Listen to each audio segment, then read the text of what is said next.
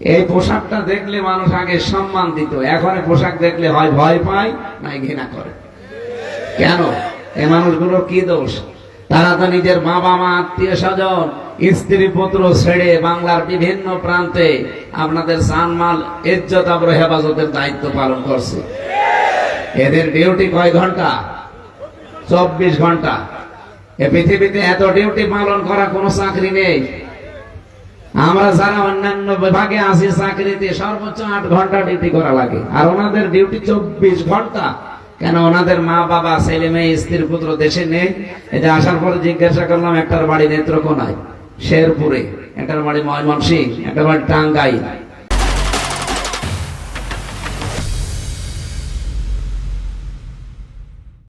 তাদের মা বাবা, আত্মীয় স্বজন, ছেলে মেয়ে সব ছেড়ে দিয়ে এই হাওড়ের ভেতরে পড়ে আছে। এটা রেকর্ড হচ্ছে, সারা দেশে এখন যাচ্ছে। প্রশাসনে যারাই আছেন, সে যে বিভাগে হোক, আর্মি হোক, বিডিআর হোক, পুলিশ হোক, নিজেদেরকে ছোট মনে করবেন। আপনি অনেক বড় দায়িত্বে আছেন। প্রশাসনের দায়িত্ব পুরাটাই ইবাদত। কারণ 2টা চোখ আল্লাহ জাহান্নামের আগুনে দেবে না। 1 নম্বরে যারা রাতের বেলায় আল্লাহর ভয়ে কাঁদে, 2 নম্বরে যারা মানুষের ইজ্জত আবরু হেফাজতের জন্য এভাবে ডিউটি পালন করে। সুতরাং ওনাদের পুরা আজকের সহ যতদিন দায়িত্ব পালন করবে, 24 ঘন্টায় আল্লাহ যেন ইবাদত হিসাবে লিখে নেন। বলেন আমিন। কিন্তু এই পোশাকটাকে কালার করে দিয়েছে 15.5 বছরে কিছু কোলাঙ্গার অফিসার। আর ওই যে 1 নম্বরে যার নাম এসেছে, ওর আর্ডারে চলতো, উনি যা বলতো তাই করতে গিয়ে রাতের ভর দিনে পর্যন্ত তারা করে দিয়েছে। আমার সাথে এক ওসি ছিল জেলখানায়। উনি মাঝে মাঝে আমার ফাঁসির কন্ডেম ছেলে আমার রেখেছিল। উনি আসতো, এসে বলছে, হুজুর আমি একটা তওবা করেছিলাম, আমার এই তওবা আপনি দেখেন তো কেমন হয়েছে।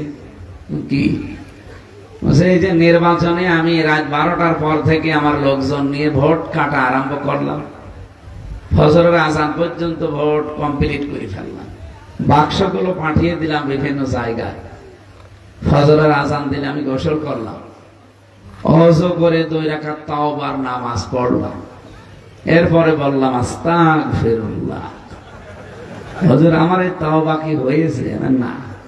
আপনি কি আল্লাহর কাছে দোষ করেছেন? আপনি তাওবা করছেন?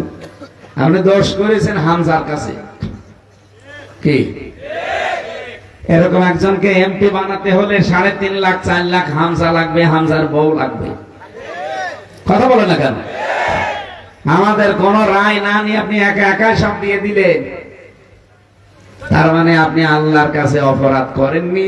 আস্তাগফিরুল্লাহ পড়ে আপনার কিছু হবেও না। আপনার হবে যত হামজা আর হামজার বউ বেঁচে আছে তাদের কাছে গিয়ে মাপ চান।